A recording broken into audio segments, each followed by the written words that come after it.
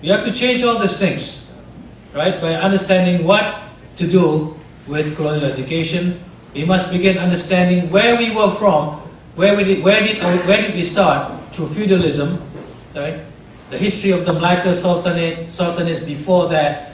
Why were the kingdoms of the Hindu Buddhists from the 9th century AD fighting among each other? The origin of all the Majapahits, Lendra, what else? Srivijaya, right? Mataram, all this history of history of the kingdoms of the Hindu Buddhists, and replaced by the Islamic kingdoms of what? Aceh, Indragiri, Siak, Kampa, and all these things.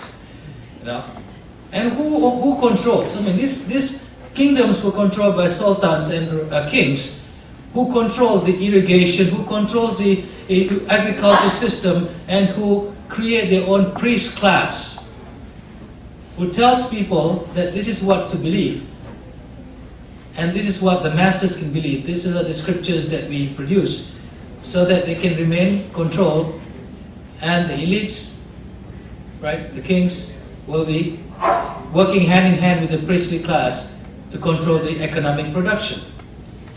And everything has got to do with how you control irrigation and water. And then we have to understand colonialism, neo-colonialism. Are we independent? What are the features of neo-colonialism that we still have?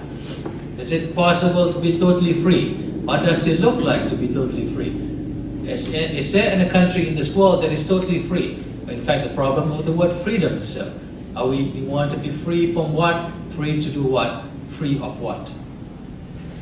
Right? All these things require tools to deconstruct. The house is already there. You want to know what the house is made of? Deconstruct or pull everything apart.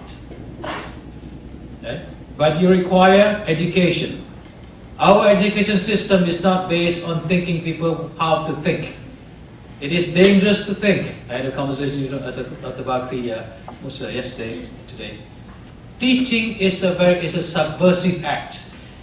If you teach people to think, they will revolt, and you are a dangerous teacher.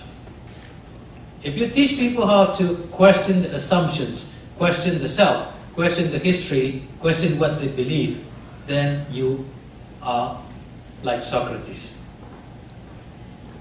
The philosopher Socrates of 5th century BC goes around and irritate and provoke people with questions. For example, we'll walk around Athens barefoot.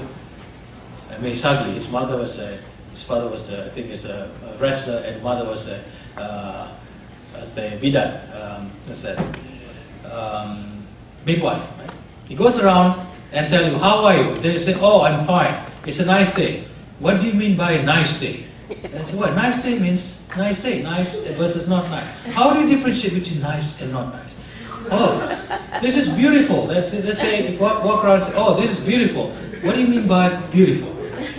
What are the qualities of beauty?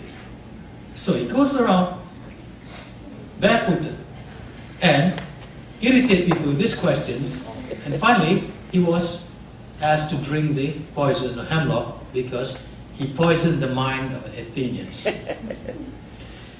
His last speech, he said that I do not believe in your God. I believe in my God. The gods of Athens at that time, because Athens was dangerous to think, make people think, because Athens was at war with Sparta. Sparta was a military city-state, right? National service kind of, PKN. Train people to think, like follow orders, don't question. But Athens was like a thinking school. So many philosophers come from there. Socrates taught Plato collected the works of Socrates, and Plato taught Aristotle. Aristotle taught Alexander of Macedonia. That became the Hellenistic civilization. Right? And finally, we construct new paradigms by understanding what is not multiculturalism, but radical multiculturalism. We can no longer think like, other races like one race, Malays, Chinese, Indian. All these things will be left behind soon. It is it is interesting that after 50 years we are still fighting over this and that, superiority of this and that race. No race is more superior than another. Because if the Muslims follow closely the teachings of the Prophet, no Arab is not better than other races. What is important is that how your understanding of yourself and the Creator. Right? Ultimately, in the last sermon of the Prophet, this is what the Prophet said. So why do we continue to hate each other? Right? Carry cow hate all over the town. And why do we call each other's name racist? Why would a teacher use racial slurs on children of other race in the class? In Malaysia, when a teacher is supposed to be a gentle person operating in a gentle profession. A teacher, an educator, cannot look at people from the point of view of race. If you continue to look at people from the point of view of race and ethnocentrism, then you will not go far. Because the world is globalized and you do not even know how to define yourself, whether you're Malay, Chinese, Indian, because we are all a product of historical process. If you ask yourself in your family, what are the sources of different cultures that are in your family? Then you will find very interesting stories. What construct you as this or that race? Race is an illusion. It's a construction, but it is used to dominate each other. Race has been used as social dominance, not just in other countries, but in America also. The definition of what is African American, what is Hispanic, what is this or that, has been used, to the point that we have to institutionalize affirmative action, diversity. But Malaysia is very far from that. Begin through education for critical consciousness. Begin by examining ourselves. Who am I? Who we are? And begin transforming the education system itself. Schools need to introduce diversity, cross-cultural understanding. Everything has been radicalized, but first and foremost, political change must happen. We must no longer, politicize race, and in the curriculum itself has to change. The teacher training has to change. Everything has to change in terms of moving towards.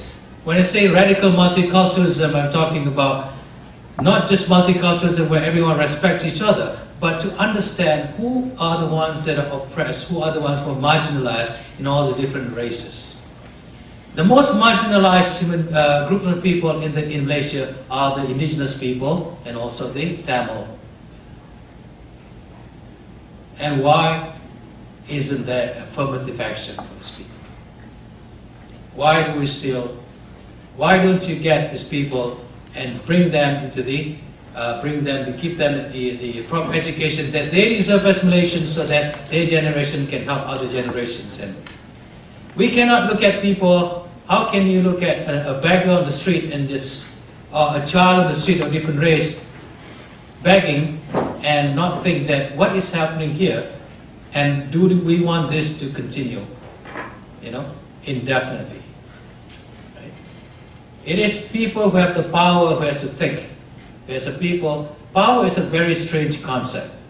Whether you want to have the power to transform or to oppress, depends on the philosophy that you have. Right? But again, radical multiculturalism, eradicate means roots. Eradicate comes the word's root. It is the roots of things that we need to go back to, in order to understand how to change things. No longer, we are a very superficial multicultural society.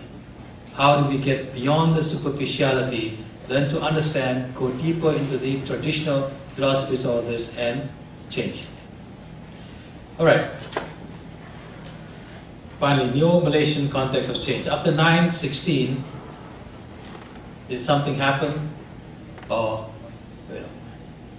there's something like a watershed. Suddenly, in the last few years, there's something called the consciousness that is emerging.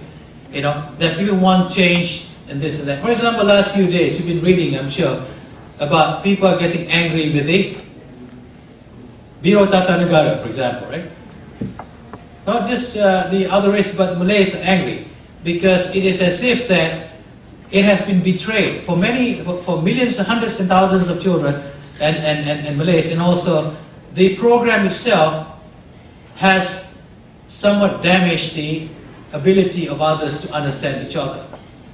You know, it is not compatible with what the slogan is that people are talking about.